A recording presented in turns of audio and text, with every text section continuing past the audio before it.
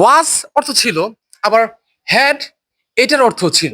তাহলে কোনটা আমরা কখন ব্যবহার করব? এটা অনেক বেশি কনফিউশনের না, যে হ্যাড মানে ছিল আবার ওয়াজ মানে ছিল, মানে অর্থ। সো আমরা মাঝে মাঝে কনফিউশনে পড়ে যাই যে আমি হ্যাড কখন ব্যবহার করব, আবার মাঝে মাঝে কনফিউশনে পড়ে যাই ওয়াজ কখন ব্যবহার করব। একটা কি ব্যবহার করলেই হয়?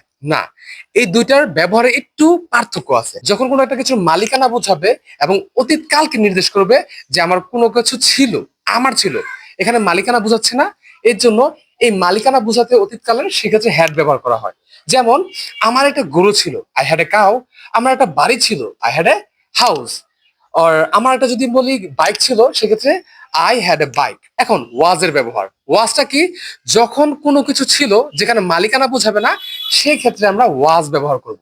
যেমন আমরা বলি না যে আমি অসুস্থ ছিলাম, আমি ভালো ছিলাম, এই অর্থগুলায় বা এই ক্ষেত্রে আমরা ওয়াজ ব্যবহার করব ছিল অর্থে।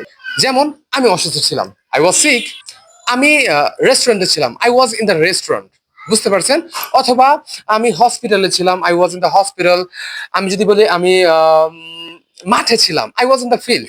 সো কোথাও কোনো কিছু ছিল বা কোনো কিছু ছিল অর্থে ওয়াজ ব্যবহার হয় যখন মালিকানা বোঝায় না। আর যদি মালিকানা বোঝায় তখন ছিল অর্থে হ্যাড ব্যবহার করা হয়। আশা করি তুমি বুঝতে পারছো।